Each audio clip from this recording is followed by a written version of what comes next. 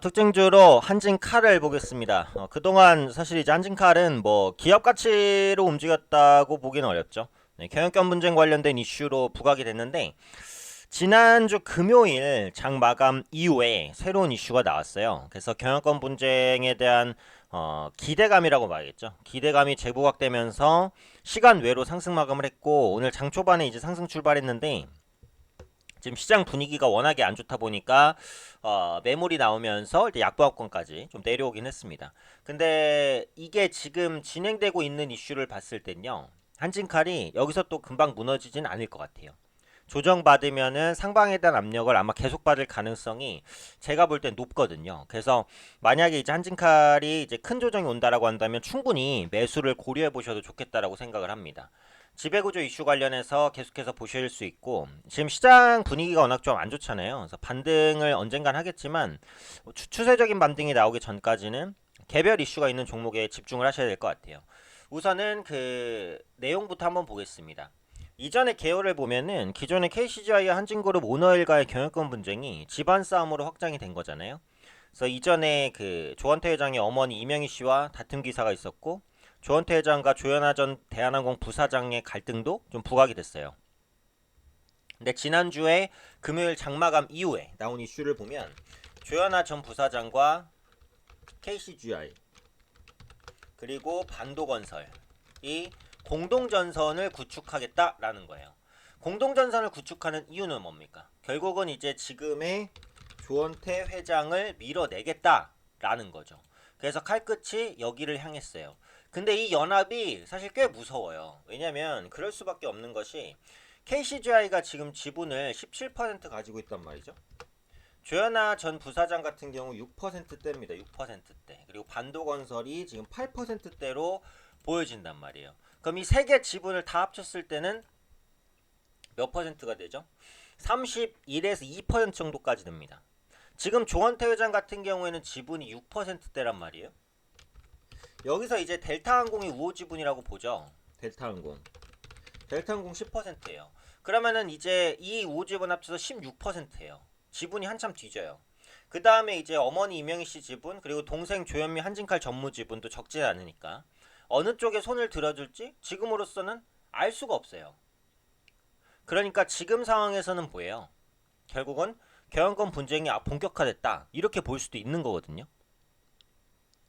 근데 이게 주가에는 경영권 분쟁만큼 좋은 모멘텀도 없습니다. 사실은 이게 지금 경영권 분쟁이 본격적으로 부각되면 대부분의 오너들이 경영권을 그냥 놓지는 않잖아요.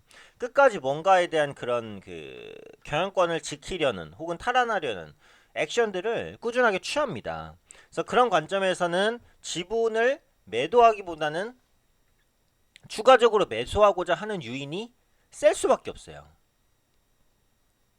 그렇다라는 것을 봤을 때는 주가는 조정을 받을 때마다 상방에 대한 압력을 받을 가능성이 꽤 있다라고 보시는 게 맞다라는 거죠. 그리고 지금 이 반도 건설이 포함되어 있는 반도 그룹 같은 경우 추가 가용할 수 있는 현금이 8천억 원 이상으로 지금 평가를 받고 있어요. 근데 이 8천억 이상을 어때요?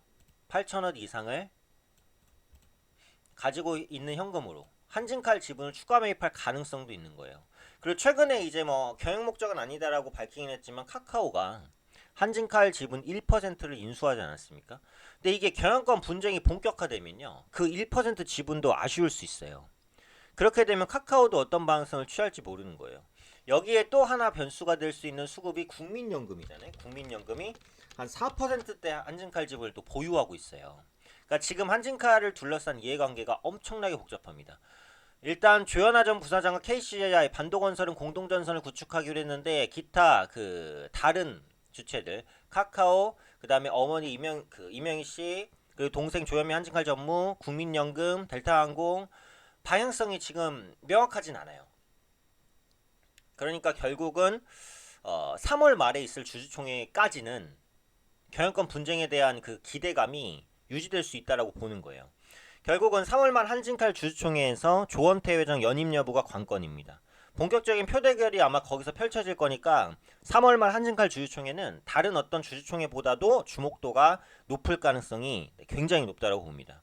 특히 국민연금의 행보가 중요하다고 보는 게 그 기관 투자자의 적극적인 의결권 행사 지침, 스튜어드십 코드가 도입이 됐잖아요. 그래서 그런 만큼 경영권을 아주 적극적으로 행사할 가능성이 높아요. 그래서 이런저런 현상으로 인해서 주총이 임박할수록 주가가 상승할 수 있다라는 거죠. 오늘은 갭상승 이후에 시장이 밀리면서 꺾였지만 언제든지 재매수가 들어올 가능성이 있습니다. 그리고 한진칼 주가를 보실 때는 한진칼 우선주를 같이 보시는 게 좋죠.